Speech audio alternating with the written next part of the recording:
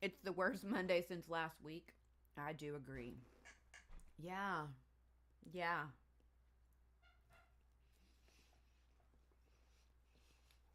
I hear that. Welcome, everybody.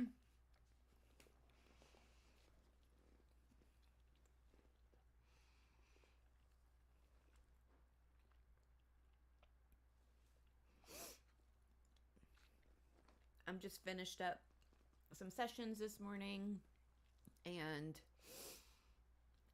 some emails, and I'm here in my having my lunch, hanging out with y'all, seeing what's going on,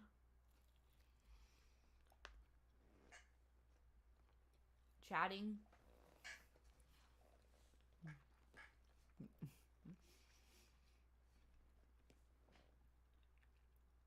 Answering your questions about things. So, I'm a therapist. I'm a certified eating disorder specialist. I am a dog mom. I live in Texas. Those are a few things about me.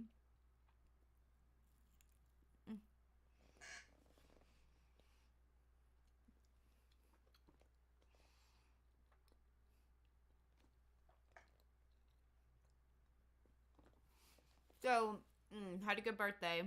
Question to me. Thank you for asking. My birthday is actually not until a couple of weeks, but I have really busy friends, and May is a really busy month. So, yesterday we celebrated my birthday with some friends and I at an event. So, that's what you saw on Instagram yesterday. So, I was sharing that. So, I had a great celebration with my friends yesterday. Thank you. Another question. Do I only see clients with eating disorders? I do not. I see people with anxiety, depression, self harm, bipolar. A lot of my clients are really what I would call also like, I hope this is an okay term, the worried well. So they're looking to, like find, I don't know, setting boundaries, like what, self actualization, right? Self betterment. So that's not always a diagnosis. So a lot of my clients see me for that work too.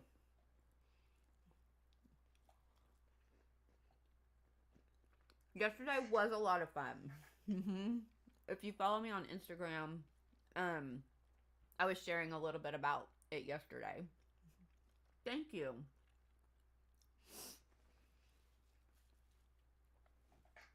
How was y'all's weekend? Anybody do anything cool?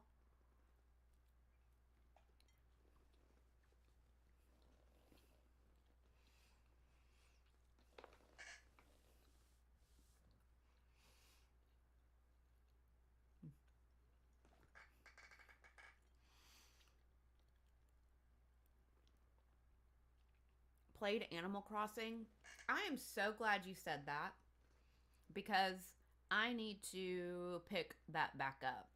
Um, I was really like a few couple months ago, I was playing it like every night, just like hanging out. I love that game. And then I put it down and picked up something else. I might have to start playing it again. It's fun. Mm.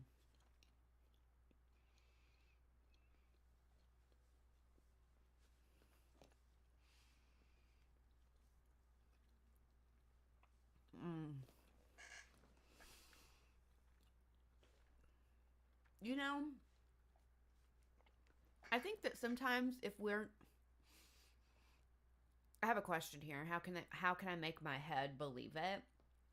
And I think that sometimes we put a lot of mental pressure on ourselves to like understand something cognitively and have a like insight to something, and I'm not saying that's a bad thing, but I just like our brain's job isn't to like feel anything. Our brain's job only just like knows stuff. It only knows how to like think about thing. So it's not that your head needs to believe something. Your head does it, right? Your brain only knows what you've like been taught and have experienced and learned. That's all your brain knows. So I think that if we're sometimes we have to get then into like the feelings of things, right? And I call it like kind of like pulling back the curtain sometimes, to get to, how we're feeling about things and how do we care for that feeling.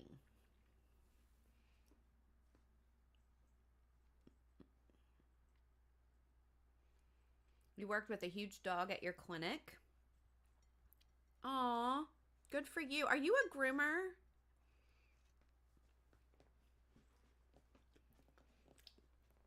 Or are you a vet? Like a vet tech or in the vet clinic? Fenway, get out of here. My dog is like right here begging for my lunch every time. No. Get out of here. I love you, but you can't have it. Oh my gosh. You're a vet tech. Very cool. My friend Amanda. Hi, friend.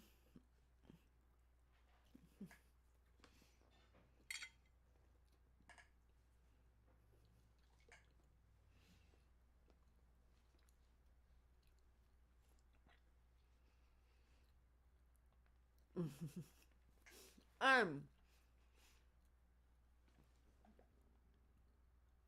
So, if in 1982, it sounds like you're good with dogs, right?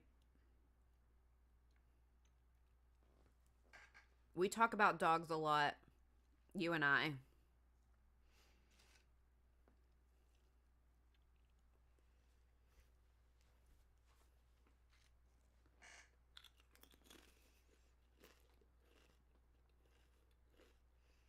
What else did y'all do this weekend? I went to a brunch. You work at a vet too. Now you're an assistant there. I wanted to be a vet so bad as a kid. So bad.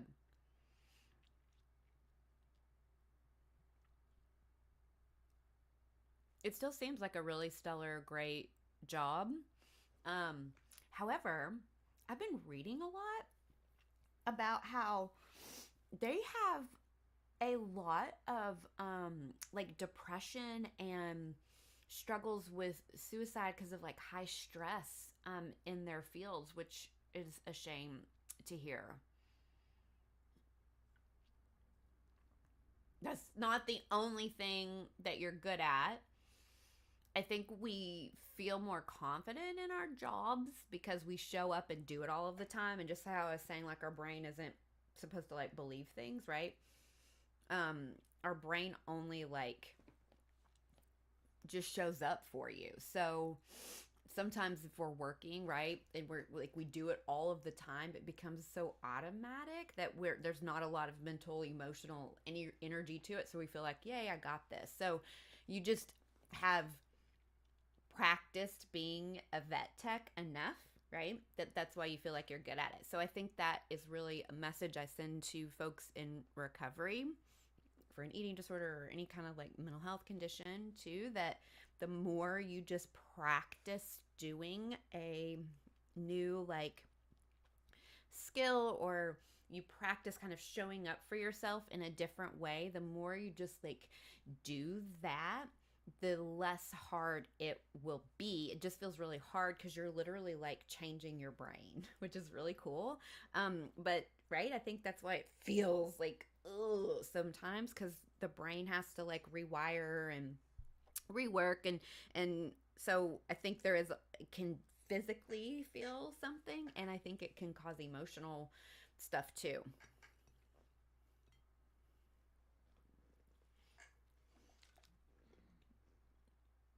Mm.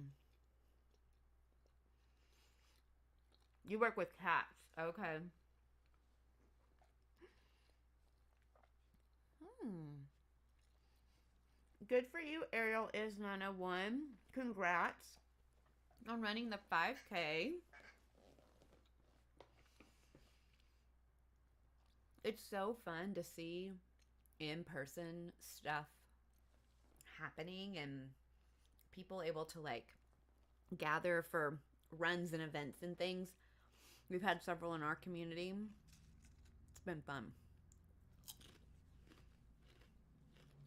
I miss those things. I'm not a crowd person.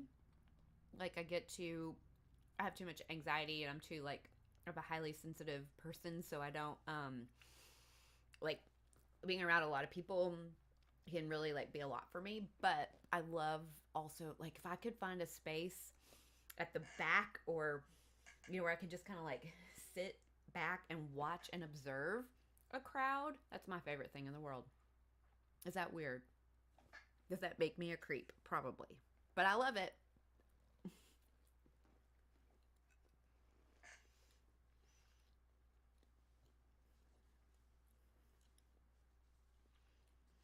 Hi.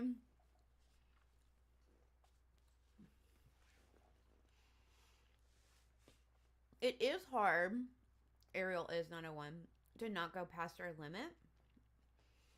They're really restraint, rest, right? That is action.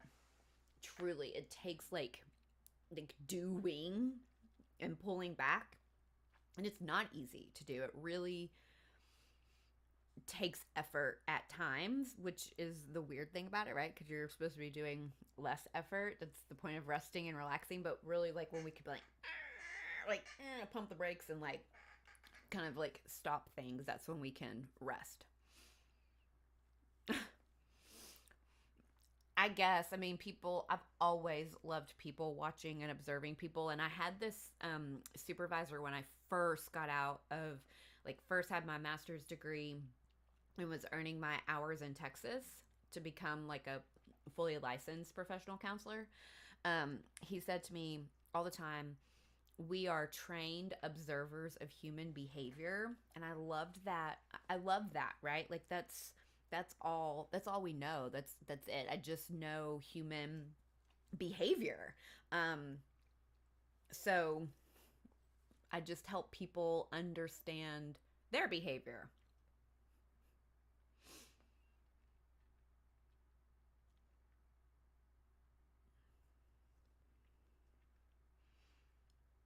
Like I love airports because you could just sit and like watch people. It's the best.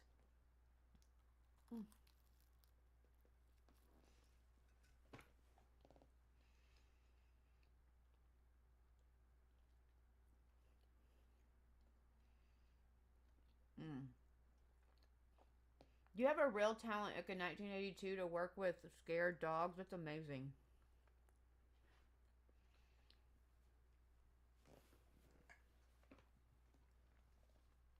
Mm. This is a question I get a lot. Can I see a therapist and see you or see, somebody else who's an eating disorder specialist? You can. There's a few things to think about. Sometimes it's not always good to have a second therapist, two therapists, because it's two different like perspectives. However, I know that I have worked well and collaborated well with therapists, like especially if there's like trauma work. Like I can work with trauma, but if you're doing like EMDR or like some kind of special trauma work, or let's say I don't know, you've even just really done really good work with somebody for a long time with like family stuff, right? That can be helpful, but a eating disorder psych specialist, a licensed professional counselor, they are equipped to help you address those mental health um, things that come up too.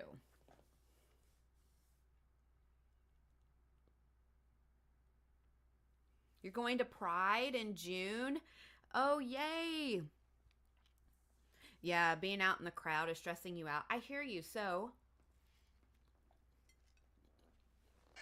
maybe keep Teddy out, right? Like, take your time, pull back, take a breath, go back in. But, um, where we have Prime here. Hold on, let me show. It's in this park, and the way they kind of like have it set up, it feels it can like the group and the people sort of gather in one place, so it can feel like very congested. Um, so it's okay to like get in and get out, take breaks if you need to like take some breathers and like kind of like bring your nervous system right in that stress and that anxiety down. At what point did I know I wanted to be a therapist? Forever. And I hate giving that answer because I know that so many people struggle with like what they want to do when they grow up, or career, and finding their passion and their purpose. I just had this like, what it is.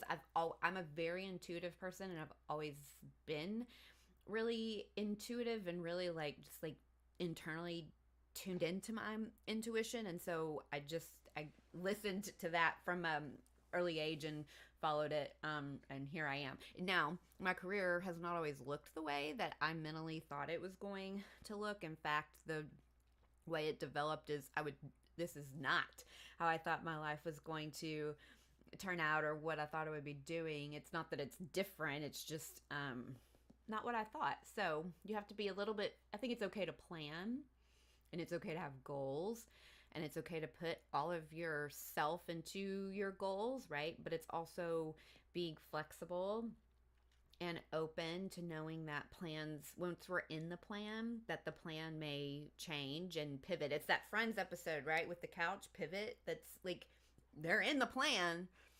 Okay. So what do we do, right? Sometimes we have to adjust when we're in the plan. Damn it! I have to remember the 20-something show. I haven't watched it yet. We have been watching so much TV. We've been watching a lot of crime things.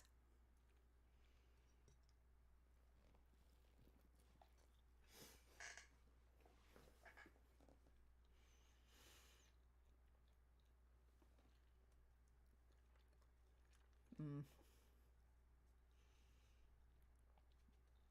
And to work with animals is a gift.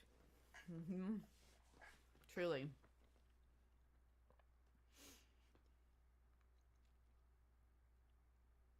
You're 24 and feel lost. And I think that's a very common feeling and reaction. I work with so many young adults and like older teens, transitioning into college or leaving high school.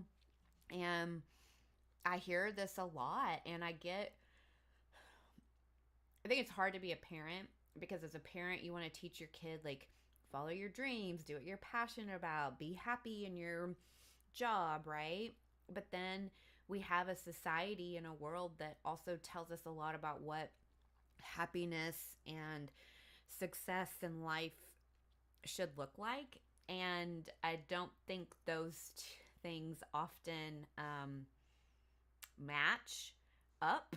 And if we are living a life doing things that we're not passionate about, I think it drains us, and we can spiral down. So I also had this like thing in me where you cannot tell me what to do. Don't tell me what to do. Like, I will figure it out for myself, and that's caused me a lot of pain and hurt and drama.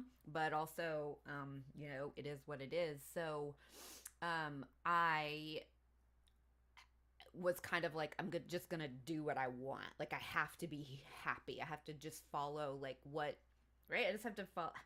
We don't have to be unhappy. We're allowed to be happy, and honestly, do whatever the fuck we want, honestly. So I try to do as much of that as I can. You're 27 and feel like you've wasted your life already. Also, you 20-year-olds, pump the brake a little bit. I think a lot of that comes again from our world and our society saying go, go, go, go, go, do, do, do, do, do. I remember being in my 20s and feeling like I had so much to do, and I saw all these people doing all of these things, and I wasn't doing it, and I felt really like behind and lost, and like I was like not doing something right and missing out. And I think it's just this like expectation that people are like, okay, well, you're now an adult, you're supposed to have it all figured out. But no one has it figured out. No one knows what the fuck they're doing. Some of us are just better at faking it.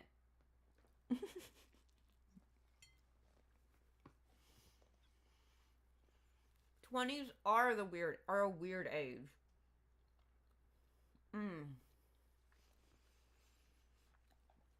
And to be fair, y'all, all of you saying you don't know what you're doing, I have someone here on Instagram. I turned 40 and I still have no clue what I'm doing.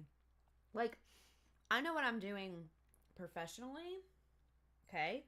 That doesn't mean that I know what I'm doing in other areas of my life. Like, I am a friend, I'm a partner, I'm a daughter, like I'm a person in the community, right? I have opinions and beliefs, and so maybe my career, I have this kind of like a sense of, yeah, I know what I'm doing, or I'm really passionate about that, but that doesn't mean that I have it all figured out.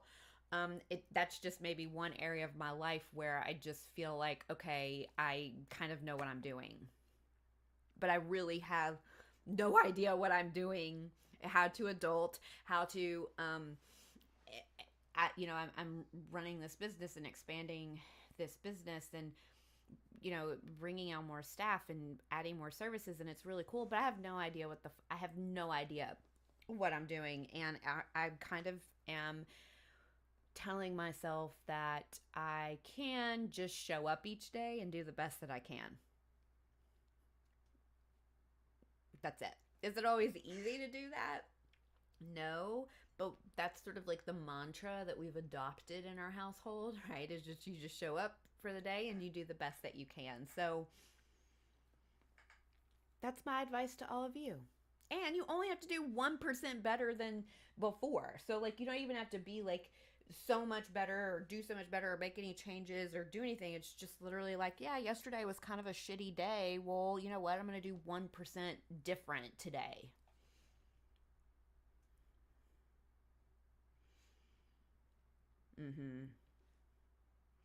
But like, you don't shame yourself for living in the woods with your dog eating chocolate every day. Like, I read this meme. It says like, we're really just supposed to be like hanging out. Like, who said that what you're doing is wrong? Who told you that? That's the question I ask myself, right?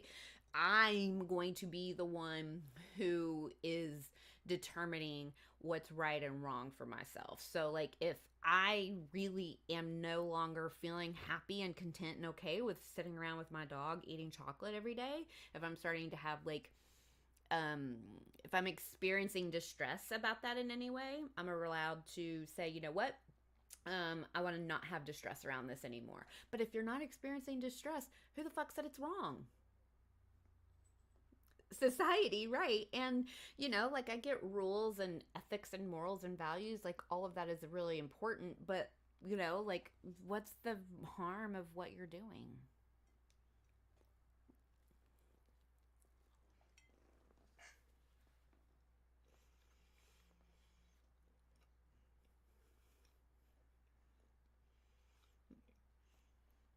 Mm-hmm.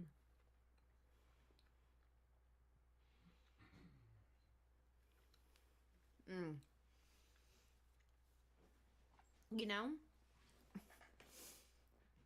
I would argue not all of us are even meant to breed, like, not everybody's here to like have children or to like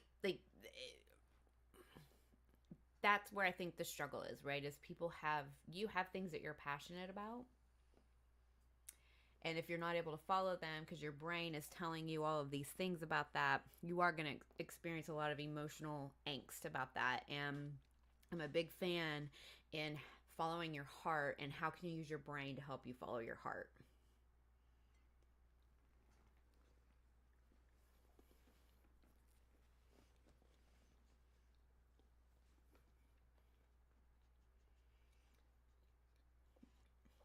Then why? Mm-mm.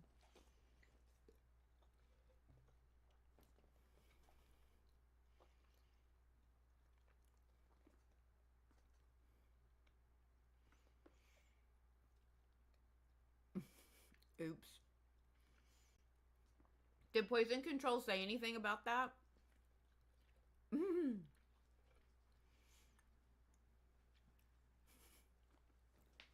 About the cupcakes? Was she fine?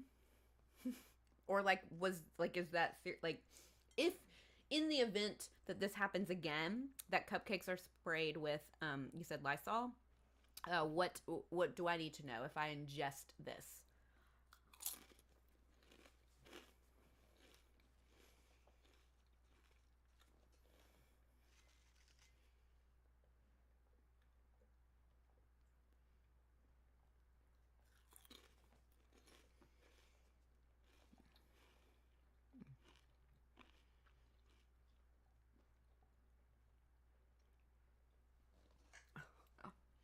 Your vet has dark humor. I'm a fan of dark humor every once. Well, I was gonna say every once in a while. Sometimes I think we can like use humor too much. You know what I mean? But I'm a fan of dark humor.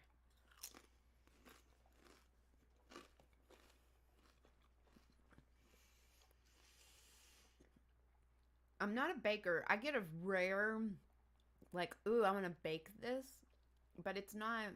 You have to be too specific with baking, and I'm not about that life.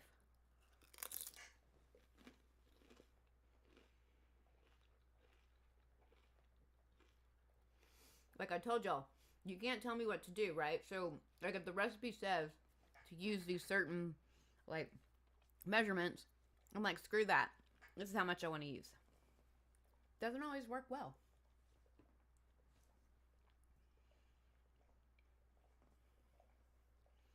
Your vet surgeon chases butterflies.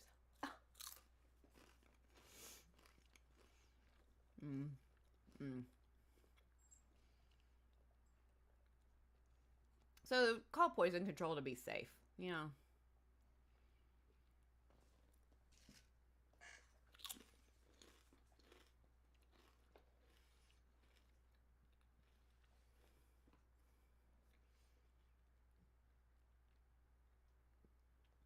If my therapist doesn't respond or use dark humor in our sessions, you get offended. My therapist was very witty and dark. I appreciated that as well. I like a little bit of sarcasm in my therapist. Maybe a lot, actually, but you know.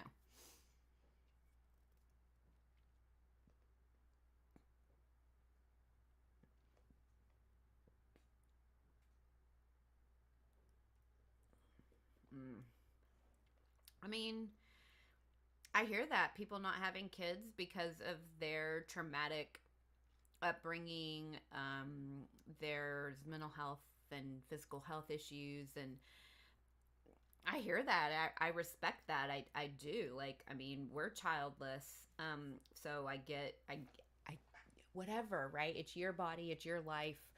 I do think that our society likes to put pressure on couples or adults that and women especially that we need to have kids or should have kids. So I think that I sit here and say it's okay, and it really, really, really is, but it doesn't always feel okay because again, there's a lot of those like um, societal pressures and ICA 1982. Here's the thing: self-awareness, right? But the more self-aware we become, the more we see the shit we were taught, the stuff our brain is telling us is really a bunch of bullshit. So like and it can hurt and it can feel confusing and weird, but I always say awareness isn't always like butterflies either. The world's kind of hard, and it's hard being a human in life. So it but being self-aware, I think, is where I would prefer to be, and that's where I would like to see other people be. So